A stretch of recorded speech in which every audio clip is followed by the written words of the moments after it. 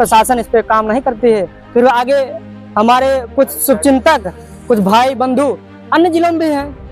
एक उनके जयंती पर हम लोग का विचार है, उनके जयंती पर अपने जो 38 जिले के लोग मेरे संपर्क में, 38 जिले 56 जिले के लोग जो संपर्क में मेरे हैं,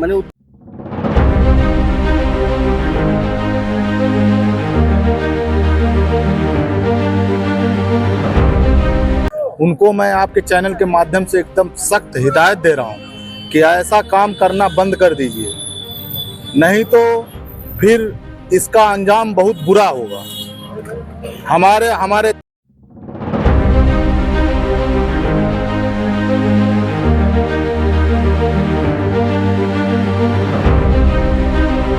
वो हमारा अनुज है, बहुत ही प्रिय है, सुहृद है और हमेशा हिंदू मानबिंदुओं के लिए सदैव तत्पर रहता है। केवल यही नहीं कि हिंदू के लिए, अपने लोगों के लिए, चाहे पर लगेंगे हर बरस मेले, वतन पर मरने वालों का यही आखिरी निशान होगा। नमस्कार, आशुनाद इसकी रिपोर्टर वाला, और कैमरे को इस देश के सबसे मजबूत पंख या तिरंगे पर दिखाइएगा। ये बस्ती जिले का तिरंगा चौराहा है, वही जूम कर लीजिएगा। आज इस देश के लोगों को इस झंडे की कीमत समझनी चाहिए। और अब उस कैमरे को घुमाइएगा जिसके नाते यहाँ पर सैकड़ों की संख्या पर लोग इकट्ठा हुए हैं। वो हमारे सुखदेव, सरदार भगत सिंह, राजगुरु और हमारे देश के संविधान निर्माता बाबा साहब भीमराव अंबेडकर आपके लिए यहाँ पर इस जिले के सैकड़ों युवा बस्ती जिले के झंडा चौराहे पर इकट्ठा हुए हैं। और इस चौराहे की खासियत देखिएगा कि आजादी के बाद का भारत, जो इस चौराहे पर दिन रात खड़े होकर और जिले के लोगों को आते जाते देखते हैं, ये आजादी के बाद का भारत है और ये आजादी के पहले का भारत है। आजादी इनकी कीमत पर मिली है इस देश को, और आज हम अपनी औलादों को मोबाइल खवाते हैं। आज हम अपनी औलादों को इनके इतिहास को नहीं बताते हैं, बल्कि इनके इतिहास को तोड़ मरोड़ कर दिखाते हैं और बताते हैं। हम तमाम यूनिवर्सिटियां जो इस देश को शिक्षित करने के लिए बनाई गई थी, उन यूनिवर्सिटियों को छोड़कर फेसबुक और व्हाट्सएप यूनिवर्सिटी पे ज्ञान अर्जन कर रहे हैं।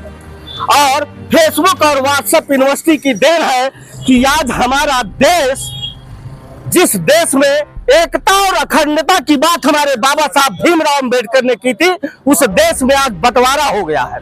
और इस बंटवारे को किया किसने है, तो ठीक उस चौराहे पर दिखाइएगा, ये हमारे नेताजी लोग करते हैं। अगर ये जितने बैनर लगे हैं, ये बैनर जब मंचों पर चढ़ेंगे तो इनको एकता और अखंडता की बात सूझ जाती है, लेकिन जब हमारे इन क्रांतिकारियों का शहीद दिवस होता है तब ये नहीं दिखाई देंगे।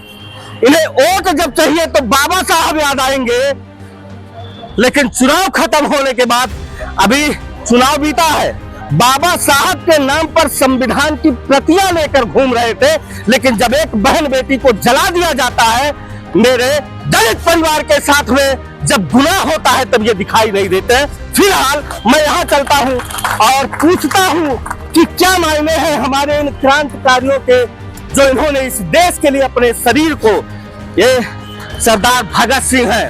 और सरदार भगत सिंह ने कहा था, जंजीरों में जकड़ के मरना पसंद नहीं है। वैसे भगत सिंह भी अगर हुकूमत के सामने, अंग्रेजी हुकूमत के सामने घुटने टेक दिए होते तो शायद जान बच गई होती, लेकिन नहीं, देश की कीमत पर हमें अपनी जान नहीं चाहिए। और इसीलिए आज भी भारत में भगत सिंह पैदा हो रहे हैं, क्योंकि हमारे भगत सिंह ने जान दे दिया था इस देश के लिए। आइए चलते हैं, पहले यहाँ पे आइएगा। आप कोई कार्यक्रम करवाए ना? सबके सहयोग से हुआ है। कैसन कार्यक्रम रहा? ये आज अपने शहीद दिवस, जी, शहीद दिवस के रूप में पूरे देश कार्यक्रम मनाता है, जो अपने देश के लिए अंग्रेज सल्तनत को हिला के रखने वाले ऐसे युवा पीढ़ी जो हिला के रख दिया था, हम सभी युवा तक ये कैसे पहुँचे, अपने समाज तक कैसे पहुँचे, ये हम लोग आज प्रयास किए हैं थोड़ा सा। नहीं तो आपका कोनो संगठन होगा? हाँ, संगठन परिचय देवे नहीं किया? मेरा नाम मनमोहन त्रिपाठी है। मैं आज संगठन का मैंने तल नहीं किया हूँ, मैं व्यक्तिगत कार्यक्रम किया हूँ, मेरा विचार था। अच्छा। मैं उस विचार को रखा हूँ और समाज के बीच में। तो कुछ आप हमको जो जानकारी मिल रही, कुछ मांगे भी आप लेकर आए हैं? मांगे भी है जो लगातार डॉक्टर भीमराव अम्बेडकर जी के नाम पर अपने हिंदू समाज के जातिवाद के भावनाओं को बांटने का प्रयास कर रहे हैं, लड़ाने का प्रयास कर रहे हैं, उनके विरुद्ध भी है। और बाबा साहब अम्बेडकर जी को राष्ट्रीय पुरुष घोषित किया जाए, मेरा ये मांग है। और नंबर 2 का मांग है राष्ट्रीय जो अपने डॉक्टर भीमराव अम्बेडकर जी को जयंती मनाया जाता है वो समरसता दिवस के रूप में मनाया जाए पूरे देश में। यानी मनमोहन त्रिपाठी जी का पन्ना देखिएगा, और पन्ना में पहला ही लिख के रखे हैं डॉक्टर भीमराव अम्बेडकर जी को राष्ट्रीय पुरुष घोषित किया जाए। दूसरा, डॉक्टर भीमराव अम्बेडकर जी की जयंती को राष्ट्रीय समरसता दिवस के रूप में घोषित किया जाए। डॉक्टर भीमराव अम्बेडकर जी से बस्ती मंडल में एक यूनिवर्सिटी, बहुत गजब मांग इनकी है कि बस्ती जिले में एक यूनिवर्सिटी बनाई जाए बाबा साहब के नाम पर, जो जाति मुक्त हो, जिसमें निःशुल्क शिक्षा दिया जाए। वैसे हमारे बाबा साहब की सोच भी यही थी, उन्होंने ही कहा था शिक्षा शेरनी का दूध है, जो पिएगा वो दहाड़ेगा, और बस्ती जिले को जरूरत है उस दहाड़ की। बस्ती जिले में, बस्ती मंडल में डॉक्टर भीमराव अम्बेडकर जी के नाम से एक अस्पताल बनवाया जाए। वाह, ये मनमोहन भैया मांग तो बड़ी तगड़ी है, लेकिन ये कोई लेने आया मैं अभी फोन आया है, डीएम साहब आ रहे हैं, पकड़ लीजिएगा। डीएम साहब आ रहे हैं, बात हुआ है, फोन किया कि मैं आ रहा हूँ। तो ये डीएम साहब को दिया जाएगा, एसडीएम साहब को दिया जाएगा, सरकार तक, हुकूमत तक भेजा जाएगा? मैं महामहिम राष्ट्रपति के नाम पर जी ज्ञापन दे रहा हूँ। अच्छा, यानी एसडीएम साहब के माध्यम से और राष्ट्रपति तक इस बात को पहुंचाना है? पहुंचाना है। अच्छा, आज हम लोग का मांग है जी, हम लोग ये मांग रहे हैं। अगर इस पे सरकार और लोग अगर इस पे हमने प्रशासन इस पे काम नहीं करती है, फिर आगे हमारे कुछ शुभचिंतक, कुछ भाई बंधु अन्य जिलों में भी हैं, एक उनके जयंती पर हम लोग का विचार है, उनके जयंती पर अपने जो 38 जिले के लोग मेरे संपर्क में, 38 जिले 56 जिले के लोग जो संपर्क में मेरे हैं। मैंने उत्तर प्रदेश में है कि भारत में? अब हमको तो लगता है बम्बई में भी मेरे लोग हैं, कुछ लोग मुझको जानने वाले हैं, हमको बुलाते भी रहते हैं। दिल्ली में भी गया था कुछ दिन, उन लोगों के बीच में हमको तमाम इतिहास जो अपने दिल्ली में प्रतिमाओं में छिपा है हमको दिखाए हैं, बताए हैं। वहाँ भी ज्ञापन दिया जाएगा, पूरे भारत में ज्ञापन देने का हम लोग प्रयास करेंगे, जहाँ जहाँ मेरा संपर्क है और जहाँ नहीं संपर्क है। मैं वहाँ आपके यूट्यूब माध्यम से मैं उन सभी बंधुओं को, आपके न्यूज के माध्यम से आप सभी उन बंधुओं से निवेदन करता हूँ। मेरा नंबर 9721272463 है। इस मुहिम में आप सभी लोग सहयोग करें। इसमें जाति पात या पंथ से ऊपर उठ करके ये मुहिम बहुत शानदार मुहिम है, सब लोग ज्ञापन दें इसके लिए। चाहिए भैया, हूँ बैठ ही जाते हैं, थोड़ा जगह दीजिएगा महाराज, हम बैठने दीजिए। मैंने भगत सिंह के सामने तो बैठ ही सकता हूँ, आप सब बनवा आ जाइएगा। तो आपका पहले परिचय हो जाता, लोग देखेगा। आज भगत सिंह और सुखदेव राजगुरु के शहीद दिवस पर हम लोग, आप लोग यहाँ इकट्ठा हुए थे, तो हम पहुँच गए हैं। परिचय दीजिएगा। हाँ, परिचय यही है कि हमारा नाम संजय दुबे हो जी, और डॉक्टर यहाँ नाते लग गए कि MSW से PhD की है, यहाँ नाते डॉक्टर संजय धर द्विवेदी हमारा नाम। अच्छा, ये कार्यक्रम आयोजित किया गया और मनमोहन जी बता रहे हैं कि ये हमारा व्यक्तिगत कार्यक्रम था, उद्देश्य क्या था हम नहीं जानते। देखिए, कार्यक्रम कभी व्यक्तिगत नहीं होता, एक व्यक्ति नेतृत्व करता है। चल पड़े एक पद जिस तरफ, चल पड़े कोटि पद उसी ओर, तो एक नेतृत्व करता है। वो हमारा अनुज है, बहुत ही प्रिय है, सुहृद है, और हमेशा हिंदू मान बिंदुओं के लिए सदैव तत्पर रहता है। केवल यही नहीं कि हिंदू के लिए, अपने लोगों के लिए, चाहे शासन प्रशासन से मांग करना हो या धरना प्रदर्शन करना हो या कुछ सहायता करनी हो, हर तरह से तत्पर रहता है। और उसने अपना विचार प्रस्तुत किया, हमने कहा हमें भी आमंत्रित करो, हमने स्वयं कहा हमें भी आमंत्रित करो, क्योंकि एक अनुज के प्रायः अग्रज का कोई पीछे चलता है, अनुज के पीछे चलने का एक अलग ही आनंद है कि हमारा भाई आगे बढ़े। हम तो एकदम पूरी तरह रॉकेट की तरह उससे आगे बढ़ाएंगे। जी, मैं पूछा हूँ कि इस कार्यक्रम का उद्देश्य क्या है? इस कार्यक्रम का उद्देश्य यह है कि अभी आपको एक संदर्भ बताता हूँ कि बोध गया में कुछ भंते लोग, भंते उन्हें कहते हैं जो दीक्षा लिए होते हैं बौद्ध, उन्होंने कहा कि बौद्ध गया तो बुद्ध का है, यहाँ पर हिंदुओं का क्या काम है, वहाँ पर पंडितों को भगाना। जबकि उस मूर्ख को यह नहीं पता है कि गया सुर के नाम से गया का नाम पड़ा और पता नहीं कितने समय से वहाँ पर पिंडदान आदि किया जा रहा है। ऐसे असामाजिक तत्व जो धर्म के नाम पर सदैव हिंदू धर्म को टारगेट करते हैं, हमारे अंदर जो जातिगत विद्वेष को फैलाते हैं, जिसका कोई आधार नहीं होता है, निराधार तथ्यों को ला करके सबके सम्मुख रखते हैं और लोगों के अंदर इतिहास बोध ना होने के कारण, अपने इतिहास की जानकारी ना होने के कारण लोग उसमें फंस जाते हैं। आज एक छोटा सा प्रयास यह है कि इकट्ठा हुए हैं हम लोग, सबसे पहले ये समझें कि हमें बंटना नहीं है। और जैसा कि हमारे राजनेता योगी जी ने कहा कि बटोगे तो कटोगे, तो वो एकदम सही है। जहाँ जहाँ बटे हैं वहाँ वहाँ कटे हैं। या अगर उनकी जनसंख्या एक वर्ग विशेष की, जिसे आप प्रेस वाले भी अक्सर नाम नहीं देते, अगर कहीं लिखा रहेगा तो ये लिखा रहेगा कि ब्राह्मण ने एक दलित के साथ लड़ाई की, लेकिन दूसरी जगह अगर लिखना होता है तो आप लोग ये लिखते हैं एक वर्ग समुदाय व्यक्ति ने दलित समुदाय के साथ। तो आप लोग भी डरते हैं, अब थोड़ा मैं भी डर रहा हूं, लेकिन कह दे रहा हूं कि